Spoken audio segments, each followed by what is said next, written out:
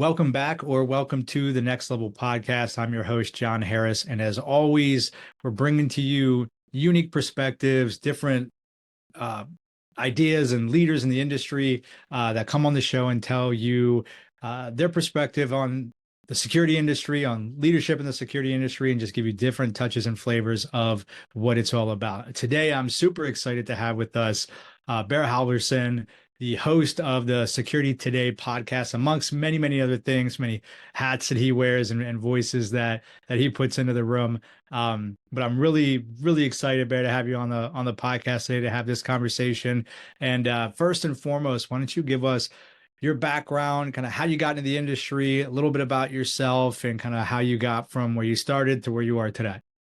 Yeah, John, thank you so much for having me on the podcast. I'm thrilled to be. So I started in the industry about 11 years ago. In the security industry, I was newly married, trying to figure out what I wanted to do. At that point, I was selling Hot Wheels on eBay for a store, and we pumped out about 40 grand a month on Hot Wheels. So that's for another story. But weird thing, and I was like, this probably won't last forever. So I need a career, right? So I decided I would look to what a locksmith does. I don't really know where that came from. I didn't know any locksmiths, but I was like just perusing things, and I kind of landed on locksmith. And I got a mail-in course from Foley Bell Saw that they like sent me like this jankety little key machine and like some tools and stuff and like these chapters and books to go through. And so I got certified there. And then I had a friend whose their friend's dad had been a locksmith in the area for a long time. So that's kind of where I got started. Got apprenticed in that for about 3 years, and I was helping run the shop. And then I broke off on my own and got into a van. I thought I can do this, right? And that was pretty naive. I also didn't know any entrepreneurs in my family either. So took a lot of bumps right on the chin. I didn't get hit too hard with anything serious that some business owners get, but it was a lot to learn. So I went from there, and then I decided that it was kind of going okay. I was doing a lot of residential, and I wanted to kind of dive more into commercial. So the way that I thought I would do that is I would kind of put the business on hold for a couple of years. I would get into commercial, like low voltage or security, and then I'd come back to running my own van, and then I would know how to do it. Well, it didn't really work out like that, but I got into a couple of contractors. I got into a national service provider after that I was running in Kansas City, is the area that I grew up in. And then I was also helping out in Omaha, which was it's like 3 hours north of Kansas City.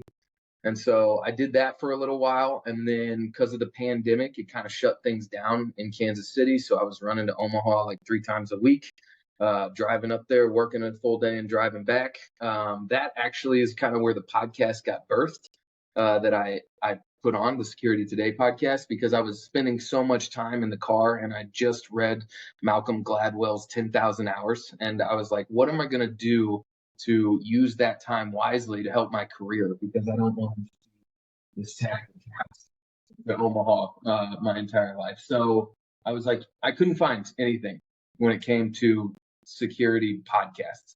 If you wanted to search on the cyber side, they were a dime a dozen. You could find like 40 guys on Spotify who are talking about cybersecurity, which I knew nothing about at that point in my career. And I was looking for the physical side. And so I decided to start that podcast of like just news and highlights, a 20-minute podcast, just to talk about what's going on in the industry, and hoping that the next guy who has to drive to Omaha 3 times a week has something to listen to at least once in that week. So that's kind of where it all started. And then because the pandemic shut stuff down, I kind of made the jump to the desk on the engineering side, and I was working remote there. I got a strange opportunity in Montana for a couple years of doing really high-end residential AV. That was kind of like a fever dream, but now I'm back at the desk doing security engineering again. So it's been a pretty colorful experience in the security industry, because it's been from a lot of different perspectives. I've dealt with the client from different capacities. I've dealt with the job and what it needed from different capacities. So it's been interesting, but I'm sure glad to be here, man. I'm sure glad to be where we're at now. So I love that, man. A lot to unpack there. So I want to ask a few things. One, yeah, we have a shared experience. You and I chatted a little bit, before on a different session before we hopped on and recorded, and yeah. I shared that experience with you of pandemic road trips. So at the time, I was a consultant, um, traveling to clients. Fly out Monday, come back Friday, traveling, kind of doing on site. I was, global risk assessments and security planning and master planning technology. Well, we had to pivot and do that remotely. But I had one client, I had a number of clients in Chicago, and so I live in Minneapolis, and so I drive, full like 6-7 hours, go to Chicago, stay in a hotel. The hotels are empty. I'm like the only person there. It's super odd, but I wanted to listen to podcasts, and at the time, same thing. The only podcast at the time, and this is before I knew Leo Des really well, was Mm. his Access Control podcast. It was the only one, I think I listened to every episode. They were like 20, 30 minutes long, some were longer. On one trip I listened to 10 hours of Leo Des telling me, interviewing some, I wonder if those are still out there. I go back, there were some really good interviews and some really awesome people in the industry that he spoke to, but again, there was nothing. And similarly, on why I started my podcast was leadership and personal development with a specific focus on the security industry, because there's just no one talking about sharing stories and basically what you just said, like the 11 years of your journey. Try so much that someone can learn from that. So hopefully we can unpack a little bit of that here today. And one thing that you said, or that jumped out to me a little bit, was one, seeming your willingness to take on interesting and new opportunities to kind of learn something new. So all the way from a mail order kit to learn how to cut keys and be a locksmith, to move into Montana and working in high end residential stuff, to whatever interests you. Have you always been curious and intrigued and trying stuff new? Is that something that happened more on professional side? Like, am I reading that right? That's kind of an attribute that you have, and like, where do you think that comes from? Yeah, that's a great question. So I guess growing up, I had I had the opportunity. I did have a lot of it, different experiences. I was never like from a parental side of things, I was never pushed into one direction, or like if I picked football, I would just do football for the next 6 years. It was never like that. So it was Yeah. kind of like, do you want to do it this year again? And nah, not really. Okay, what do you want to do? So maybe that led a little bit to it, but honestly, it was when I started learning locksmithing. And locksmithing was, like I said, out of the blue. Some people would, be like, oh, it was like a divine experience. It just hit me one day. I don't know where it came from, but whatever it was, it led me into kind of this pride in trade. Mm. And I don't remember if I was reading something at the time that was maybe drumming that up within me, but I came away with the idea that, if I learn this trade, it's something that they can never take from me. Mm. And I felt at that time with, the first kid kind of on the way and a wife and a career, it's like they could take my home, they could take my car, they could even, the proverbial they could take Right. my family members, my kid. But at the end of the day, no matter where I'm at, that trade is within me and I can just do it. And Yeah. so, that kind of led to maybe a confidence that, well, I can learn things, I can learn whatever interests me, or I can learn whatever I want, and I want to do the things that I do excellently. And so if I can learn this piece of it and it'll make this piece more excellent, then that's always been something that has been a driving force, from the inside out. Yeah, I love that. I think there's this like independence in knowing you could always, if it all fell apart, you could Yeah. always pick up, and as long as you had your tools and your mind, you could build it again. And I think there's a certain like underlying entrepreneurial gravity to that even if you've never been an entrepreneur, I think people who have have realized it. So it's one of those things like once you open Pandora's box and you're like, this is what this is all about.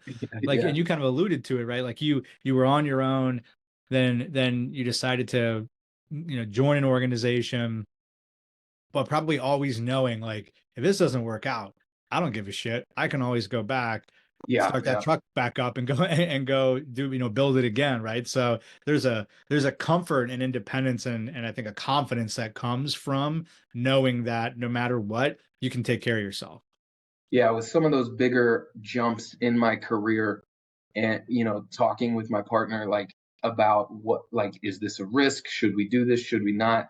I often tell her, I'm like, well, I can always crawl back into a van. Like at the end of the day, I can just crawl back into a van. We'll get bread on the table. It'll be okay. Let's take this risk. So Yeah. yeah, that has driven a lot. No, it's funny you say that. I always tell my partner, like, yesterday's the worst day we're ever gonna have. Like, Yeah. like we'll figure it out, right? And for Yeah. 15 years we figured it out. And so it's a real, it's an interesting mindset when you can just know that you've built up a war chest of skill set and capability that no matter what you can figure it out. So that leads me to my kind of a next topic. So you know through that, and I think you and I have this in common in different ways, like there's a generalist about you, meaning like you can do a lot of things and you have a lot of knowledge, and there's some things you're probably deeper in.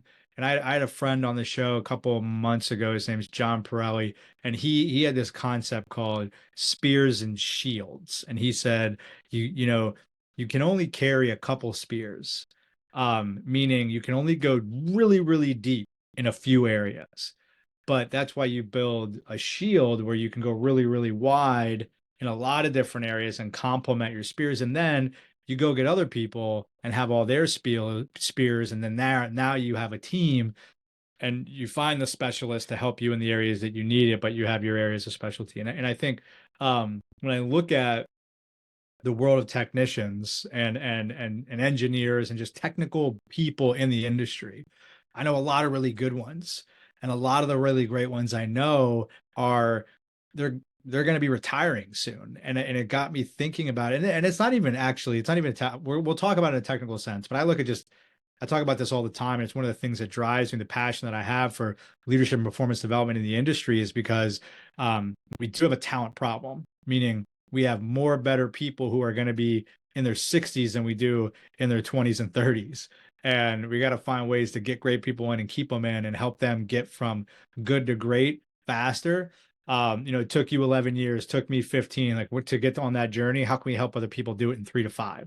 And we Mm. don't have to be, at least I subscribe to the fact that we don't have to say, well, hey, you need to go through the same gauntlet I did because that's how you learn. It's like, well, do they really though? Like if I can help them not have to take all those bumps and bruises and it'll help me by helping them, like let's do that. So anyway, getting to the question, you're in it a lot. You interact a lot with a lot of different folks. How do you feel about that? The talent that we have, specifically young professionals coming in. Are you seeing new people coming in the industry? Are they staying? If not, why? Like, what's your general sense on the security industry from a technical talent perspective?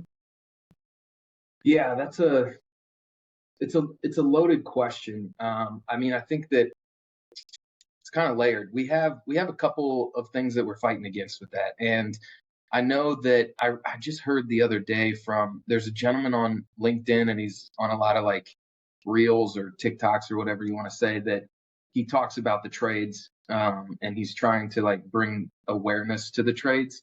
And it was something like we need 30,000 electricians every year until 2030 to make up for the ones that we're leaving that are getting out of the trade. Mm, And it was like I think that we kind of have a cultural problem that the trades were um, they weren't, what should I say, like coming out of the industrial revolution. It was like, oh man, the trades were very important, to put in infrastructure to kind of build us to the world that we needed. They very much supported the middle class. They were seen as something that was an honorable profession to have. And then we got into the age of technology that kind of took our in every sense took our attention, you know, Mm, and distracted us from a lot of different things outside of this conversation. But one thing that maybe it distracted us from was that physical trade, you know, being there on the ground, putting it physically in. And we got enamored with marketing and with digital stuff and, you know, and computers and coding. And while all of that, those things are making a better life, we are losing it in the youth of promoting or maybe evangelizing a little bit about that trade sense. So yes, I agree. I think that the people coming into the trade would seem like a trickle from the people who are going out of the trade. And unfortunately, I also feel that the older generations that have been in the trade for a long time, whether that's low voltage or security or electricians, they are not super competent in educating the ones below them. mm, And I think that they probably had a hard road. And yeah. there's a lot of resentment of like, well, it was hard for me, it's going to be hard for you. And I think that that's a thorn in the side of some of our technicians coming into it. With all of that said, though, I know that some of the younger technicians that I see at my work, Sprinter Business Solutions, where we have like 20 or 30 technicians as an integrator, and and I'm very well connected through Tech Knowledge Worldwide with a bunch of integrators that have technicians under them. The technicians that are coming in at a younger age um, are are very they're that shield. They're very widespread because they grew up in a generation that already had the digital in front of their face all the time.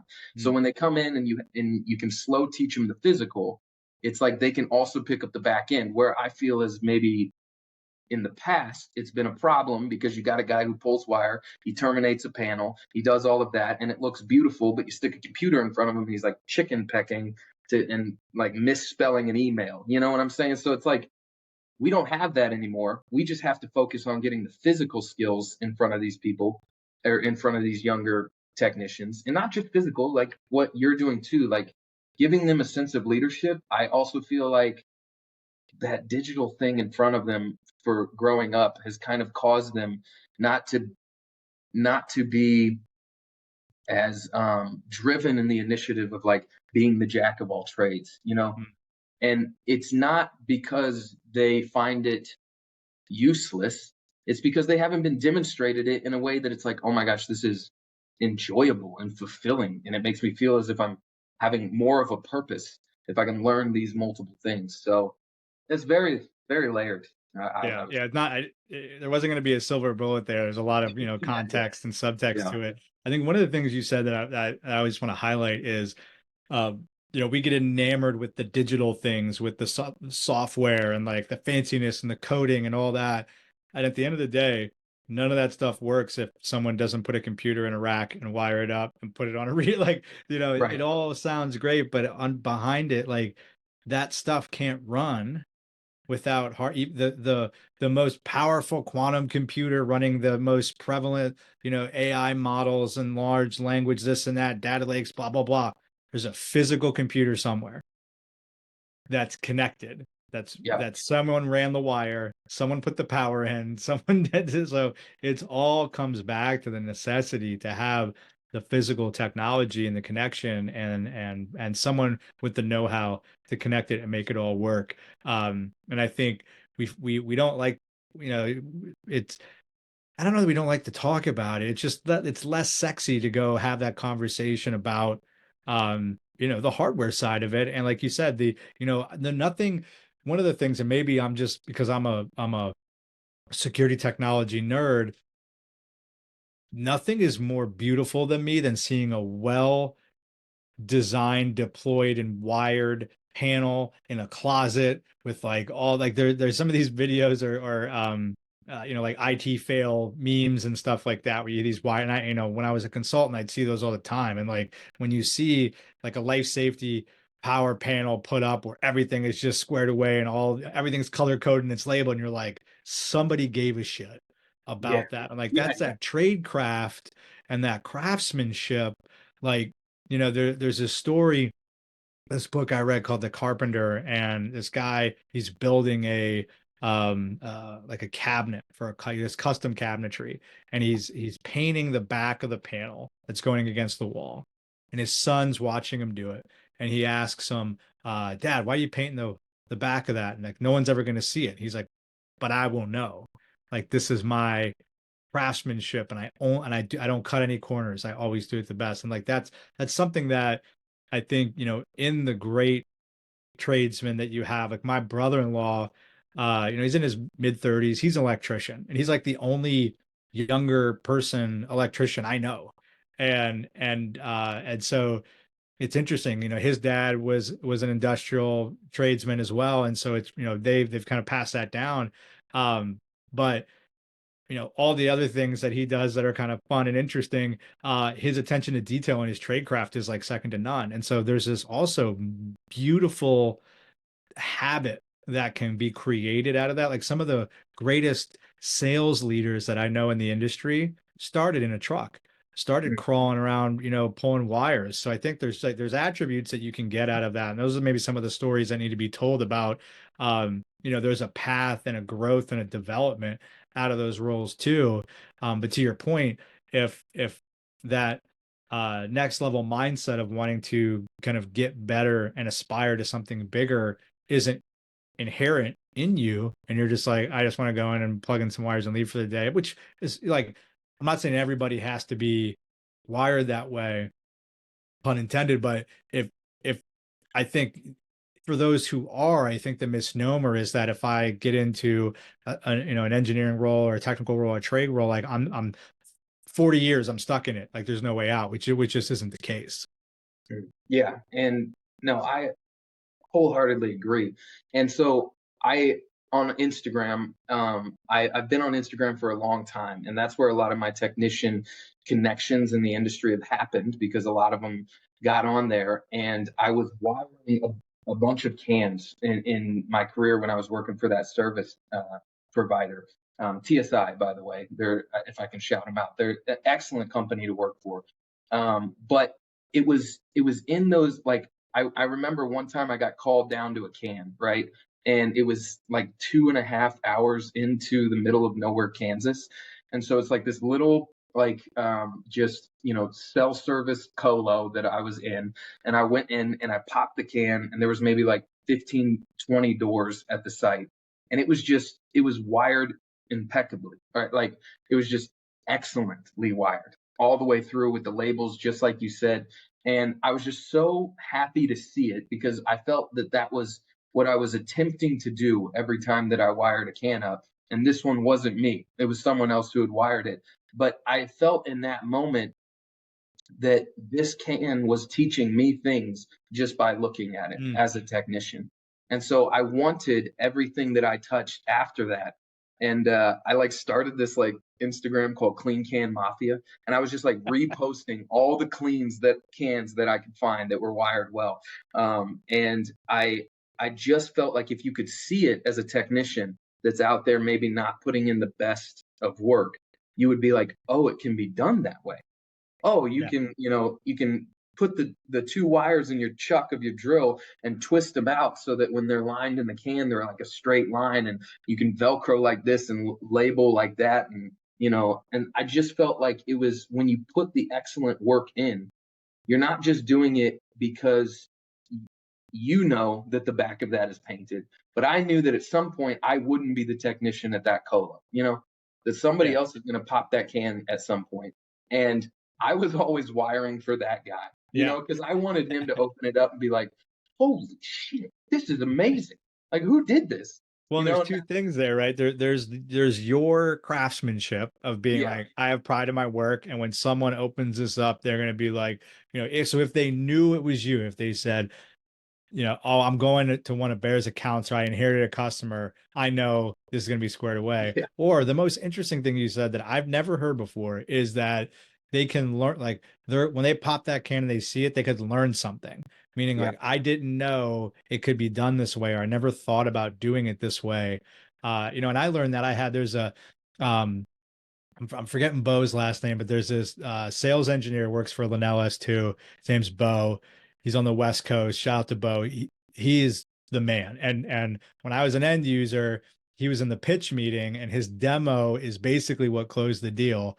And when I worked in business development for them, he was one of the sales engineers who supported me, and he built my demo kit. And the intentional detail that he put into the demo kit, into my little Peloton case and everything, kind of, configuring my sales demo, was unbelievable. And it made me be able to like orchestrate a demo like a beautiful song, and just captivate and have it all work together. The way he built out his sales demo and the way he does, so I just knew, man, back when he was a technician, like everything he touched was gold. And he was like, he's the only one I wanted to, like, again, I remember, like, it's been almost 10 years since I've known him, and every time I see him, I embrace him. He's a great dude. And I just know that over his career, just think about how many things he's touched and how many people he's trained and learned from him. And that's the I think the opportunity that we have to kind of come full circle to what you talked about is more people like yourself and like Bo and like others in the industry who want to teach others and like lift each other up. And again, at worst case scenario, make your work your calling card and teach by doing. I think that's a great lesson to learn from that, is like, you're going to leave something behind. What do you want it to be?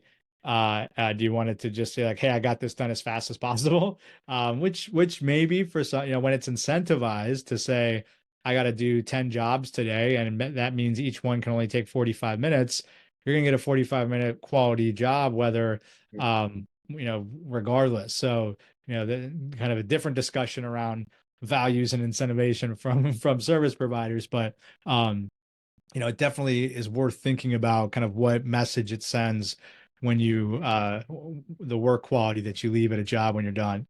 Yeah, and I think that it can really have that domino effect, to kind of harken back to the question of like technicians coming into the industry.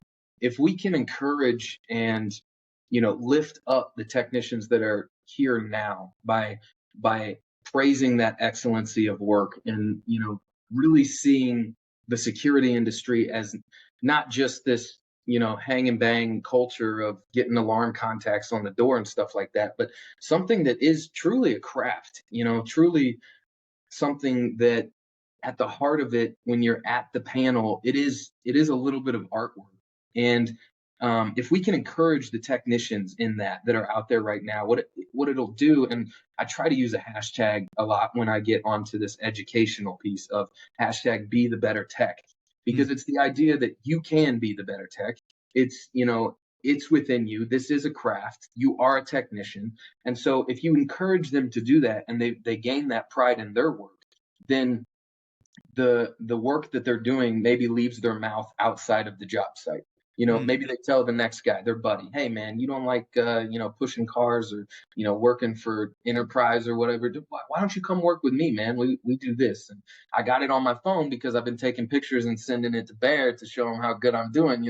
So like, if we can encourage that base set that we already have, I think that will encourage others from outside to come in, and we need it. I mean, I'm concerned about it. You asked that question. I do have concern over it. I have concern in certain pockets of it, like the good alarm tech that knows relay logic. That guy's dying off. The locksmith is in a lot of hurt right now, because most locksmiths that are out there are sitting over 50 years of age.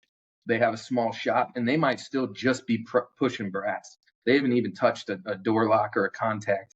And the knowledge that they have, that knowledge base, isn't being handed down. And I worry about the locksmith specifically. I'm kind of going on a rant here, but it's because I do think that with some of the throwaway culture that we have in the construction industry, we could lose the locksmith, in that door lock doesn't work anymore, order another one, just replace it.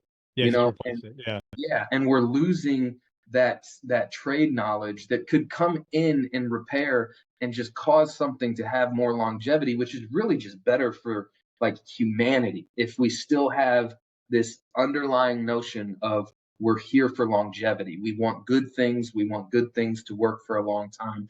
And the locksmith brings that just in the trade alone. So I am concerned about some of the technician spaces in the security industry that could go away. And I mean, if you get into them now though, and they dwindle down, you could be making mad money. But it is something that I think we should be focusing on as an industry for sure. It's a great point. I think there's a misnomer that technology will just solve all things, Yeah. that you can somehow create I mean, we have this conversation often in the industry. It's a prevalent one right now around um, digital versus analog keys and badges. And that, hey, why can't everyone, digital credential on the phone? Because it's just not going to solve every problem. I had um, uh, Lindsay from the CEO of Badge Pass on the Yeah. podcast a couple He's awesome. couple months ago. She's a fantastic human being.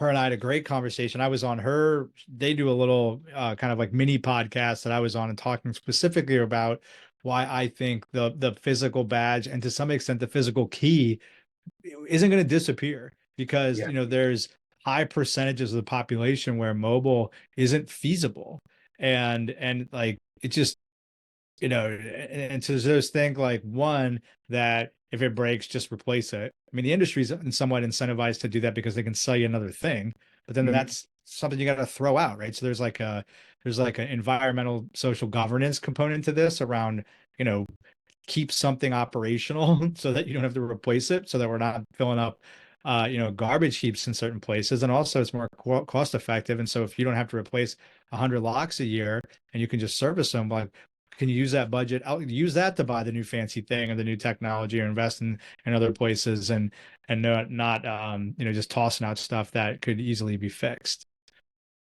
Yeah. Yeah. 100%.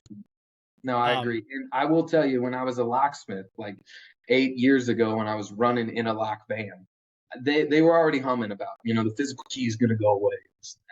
And just being boots on the ground, I can tell you right now, that's bullshit. You know what I'm saying? Like, it might go away in your CEO's office, but if you right. walk down the street and you look at every single door, they all got keyways on. So they're not going. Well, It's just, well, I remember back, this is in like 2016, 17, when I was a director of security for aerospace company, and our head of engineering had come over from, so I worked for the aerospace segment of United Technologies, which is a parent company of Linnell at the time. And so he had come over from the engineering organization that developed Blue Diamond. And so he's like, why can't I get Blue Diamond on my office door? I'm like, you sure can. Let's do it. And so we put a badge reader on his door. We put the Blue Diamond on his door, do the whole bit. Um, you know, then back then, right, you didn't have some of that wasn't as enhanced that it was today. So he left his phone in another room. You know how many times I had to walk over there, unlock his door for him? Often enough, right? It is because I had the physical master key. So like even under those circumstances, you still need a backup. Life safety rules the day, and you're gonna have a need to get in and or out of the room regardless of what kind of fancy new tech you throw on the door. yeah. So in that same vein, kind of shifting gears here a little bit, where in the spaces where new and innovative technology makes sense, where it is making an impact, or in your role where you're seeing it, what in particular excites you about where we can go as an industry, or what either a category of technology or technology that you're experimenting with, or just in general trends, what have you, excites you over the next 3, 5, 10 years that you think is going to be impactful for us in the industry? Yeah, so I know that like I'm coming from my roots a lot in the conversation so far, where I'm like, technology bullshit. We need this, we need that. But no, I will say that like I am excited about the technology coming down the pipe, because there's a lot of ways that right now, and I can only imagine that they grow exponentially moving forward, that you can pair things in the security world, in the hardware world, and the logical world, that is going to cause a couple of things. One, it's going to be that the user experience is going to be getting easier with a security measure in place, and that security measure is getting stronger and more robust. So to see both those trajectories heading up is really exciting, because I do think for a long time we have had an industry where it's like the higher you take that security, the less your convenience comes down, because we were only playing in the physical world. Mm, So if I wanted 12, Fort Knox locks on this, and I had to put in a keypad, and like, there had to be, your lockbox keys with two people using it at the same time, your convenience just plummeted. But right. now, because of the logical world, and because of the cyber side of things, first of all, it's going to open it up to a ton of opportunities, even for that technician, which we didn't really touch on. But like, the technician in the industry today has many paths ahead to climb, to grow, to become extremely skillful in one certain avenue or niche, or become broad or widespread for a company and do a number of things. So there is that, but I am excited to see that, like, I can have the user experience of something very convenient, like maybe my phone has a credential on it and it's, geolocated. I don't even need a reader at the door. I can just walk in, and when I pop that door, I get, my lighting track to my office, or the HVAC kicks on this side, so it's, eco-friendly, and it's saving my company money. And the user experience is just wonderful at this point. But at the same time, my phone credential, or the reader that is on the door that I'm using, is using OSDP verified, or it's using, STIDs, SPP or SCP or something, like protocols that are making sure that it is verifying me as me. Like, for instance, Veritas. I'm dropping these names because they've all been on my podcast, but I think they're really, really cool. You know what I'm saying? And Yeah. so the thing is that, like, me as the individual or the user, that kind of geeks me out personally. But like, for instance, my wife or my buddy could give a shit, but they do like that it's convenient, Yeah. and it's assuring to them and their mindset that they are getting a secure thing. That it's not like, oh, this could be easily hacked, or someone could show up as my identity, and that's going by the wayside while we're still gaining that robustness and that user experience.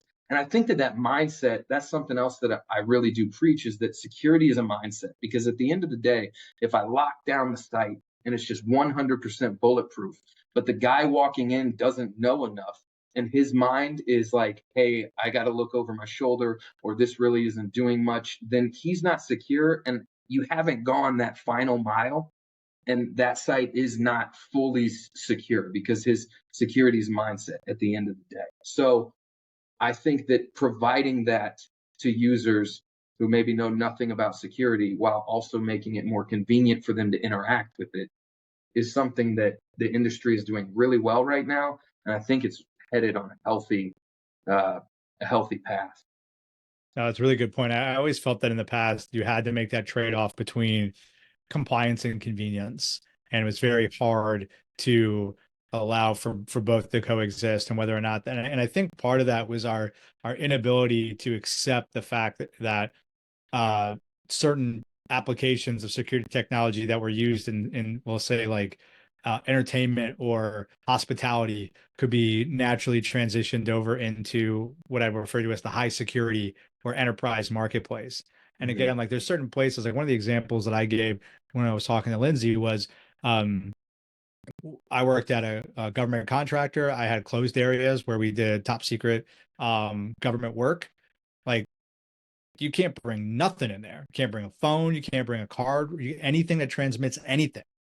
Um, you couldn't bring in that room. So that completely negated the usage of certain technologies. But that was, one 20 by 20 piece of a 300,000 square foot building. Everywhere else, right? And so when you go back to like traditional physical security principles around security in depth, layers of an onion, and the fact that taking a risk-based approach against when you design your whole security. So if I were to design a security program for a mom and pop bar or a Fortune 100, I would take the same initial approach. Like, where are your assets? What are your risks? Did not mean to fire. That's awesome. I wonder if I'll record that. I just inadvertently set off my fireworks from my Zoom. What are your risks? Where are your assets? What's the impact? And what are the appropriate countermeasures? I always told, if I make it 100% so that only, everybody with the right badge and everything can get into the building. And I had, and treat it like TSA, then we never get any work done and the company would go out of business. So, like, is that worth it to make sure I could say I unequivocally can state that every single person who came in the door is who they say they are and ran their badge and this, that, and the other. In my business, that didn't make sense. At an airport, at CIA headquarters, totally makes sense, right? So there's also like, what environment are you operating in? But when you can start bringing down that, or I guess raising that convenience category without correlatingly negatively associating the, bringing down compliance or security. I think that's what we're seeing now. Is before it's kind of a one-to-one, right? If I raise convenience, I lower security and compliance, and those are inversely correlated. Now it's like, maybe 10-to-1, where it's like I can put convenience way up and maybe I lose a little bit of security because you have to in a certain way, right? Because of whatever you're doing with it. But maybe not, right? I mean, again, even though I just said I wouldn't agree with it universally, if I was using a mobile credential that was through an app that was uniquely identified via someone's digital identity that I know only they could use because it uses two-factor authentication on their phone, like that's pretty damn strong security and high convenience if it's in their pocket and it's got Bluetooth or NFC where it can just touch the door and open and walk right in. Right. So, I think we're still maybe a little bit ways from that Jetsons experience that I Yeah. talked about, where you just like approach a door and but I've seen stuff like, I know there's a couple technologies that I've seen that can do facial authentication with as your credential, like what Alcatraz does, and Tina and the gang over there, like, they're to make it universally applicable at a cost point that makes sense. Maybe we're a little ways away from that, but not a decade away. Like it's I think closer than people realize. Yeah, and I also love that you mentioned the theory of it, that security theory of defense in depth. You'll see like security theory within SEPTED. All of those things are beginning to kind of trickle out of the, like, I don't know what you would say, like the brass lined military pocket into this commercial environment. And so now you might get a integrator or a technician that works governmentally and also works high end enterprise, that now has mom and pop's bar, and they know how to approach it in a way and taper it down, but still apply security theory to it and make it a safer space, which is what we're all trying to do. So that's also one thing that I am excited that is kind of, coming out from behind the veil to the normal security integrator. And it's something that I try to push on the podcast all the time, is that bridging that gap and bringing that security theory into the actual boot on the ground. They may be going to understand that they need to point the camera in this direction or not put it over here, or light this or put a nice piece of art on the wall over here, and all of a sudden they're creating a safer space and a safer community. And that's, I mean, that's what we're all trying to do. So that's like, That's such an amazing point, and it's something. So I think in the past, similarly to what we started on the call, there's been this perceived air of importance around security leaders, and I put myself in even in that category, right? It's like I got my CPP and my PSP, and I've been in the industry for all these years, and therefore I'm the only one you can come talk to for real security advice. Or like, let's equip a technician with some commonsensical approaches to be able to apply general security theory, which hasn't changed in 30 years, maybe 100 years, right? Basic security theory and SEPTED principles are evergreen and universal. And mhm. so if we can equip them to be able to have the same person who's installing it make some commonsensical decisions on what's the best way to approach it and how to create a secure environment, well, my consultant friends are going to be pissed because it'll cut out a lot of their deals on overcharging people for a rinse and repeat report that they sell for 10 grand.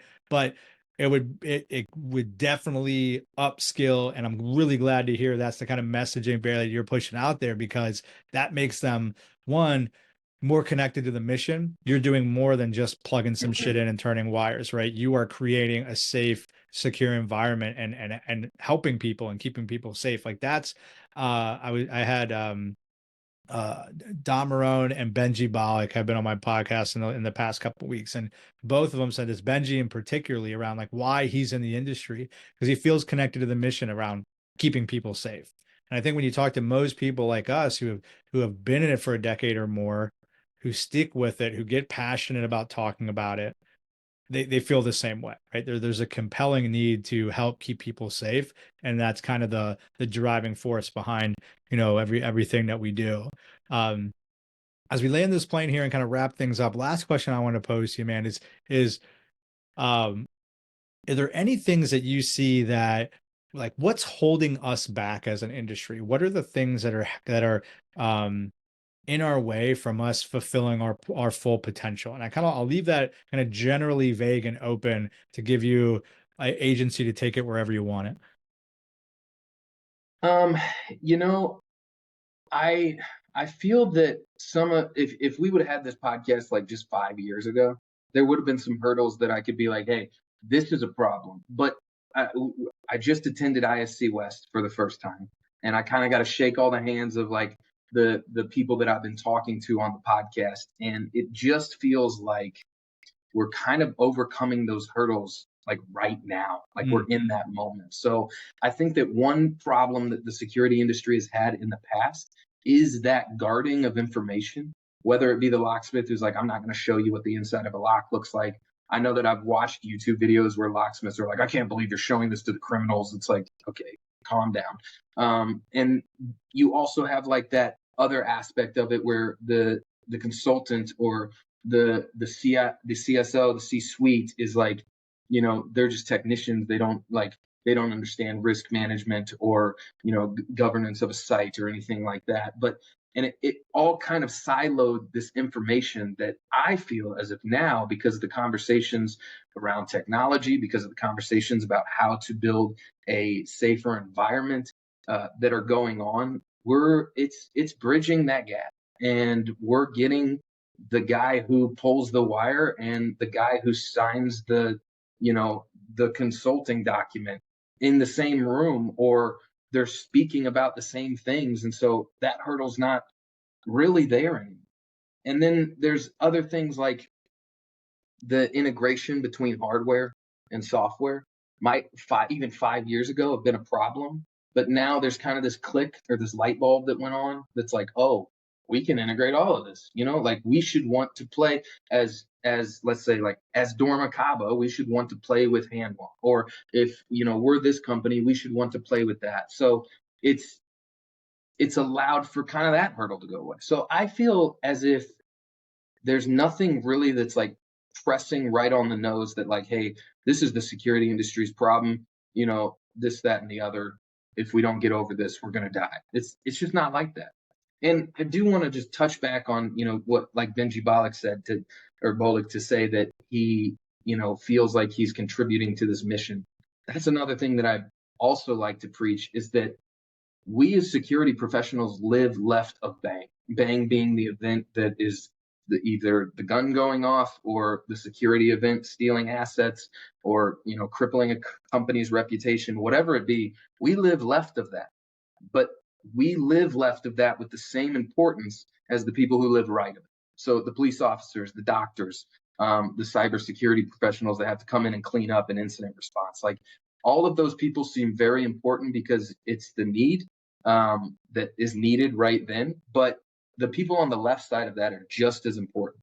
And if you start to understand that you play in that field as important as a doctor, because you're trying to thwart the things that would ever get to his plate, then or her plate, then you start to see yourself as like, oh, I am I am this important. This wire does matter. This security engineering design does matter. This client meeting does matter. And so maybe that's it. Maybe I wanted to touch back on that just because I love that message. But maybe if there's anything that is holding us back, I would like to see it resonate more out of security professionals' attitudes and words, that they're seeing themselves as important as the people that some of the community kind of recognize as highly important people in an incident that goes on. Well, I don't really want to say anything else after that, man, because I feel like that was probably one of the most significant ways we could wrap this up, just evangelizing the importance of what we do left Mm. of bang, preventing, or enabling the uneventful day is what I always used to say. Trying to keep the bad things from happening and supporting those who do respond to it when they do. So, with that said, man, anything else you want to add? Anything we haven't covered? I mean, like last words of wisdom to anyone listens to this who is either in the career, trying to design a career, or develop, or trying to reach that next level. Yeah. I'll say two things. The first is that what I feel that the most advancement that I've gotten out of my career in this industry is not feeling a certain way about asking any questions. When I jumped ship from the locksmith and got into my van, he didn't ever put electronic locks in. So when I was running my van and I was getting people who were asking, can you put a camera here or can you put this here? I was going to like ADI and SES distributors at 9:30 in the morning to eat a donut and drink a Diet Coke to listen to some ZK Tico rep talk about what they're doing. But it would be raising my hand and being like, so how do you like what's the difference between normally open and normally closed? And the rep would be like, not really no. But the guy sitting next to me would be like, oh, that's this, that, and the other, because he's been in a van for 40 years. Right. So asking the dumb questions that maybe you would feel like the entire room would look at you and go, why are you here? Well, to ask that, I'm here to advance. Because if I can get that question asked, because you know that egos don't run shy in our industry. So there's going to be a guy who wants to tell you that he knows the information. Then I get to garner that, I get to gain that and kind of progress through. And if I hold that importance of who I am as a security professional to the world, then the more that I can gain, the more that I can bring in, the more valuable and an asset that I can be, not just to the industry, but to the world and the community around me. And so I would say that. And to listen to and follow this podcast and the Security Today podcast on all platforms. So that'll help you Love too. it. Well, Bear, man, I appreciate you being with me today. I'll definitely link to your podcast in the show notes as well, so people can check you out. I'll put your LinkedIn there too, and all your socials so they can follow you, check in on what you have going on. Appreciate you, man. Keep fighting the good fight. Appreciate everything that you do for the industry, for humanity, man. Like, there's a broader mission that we serve, and I'm happy to be in that fight with you. And let's go do great things. Yeah, John, thanks so much, man. Thanks for having me on, and I'll try to be back soon. Yeah, absolutely. Appreciate you. Thanks. All right.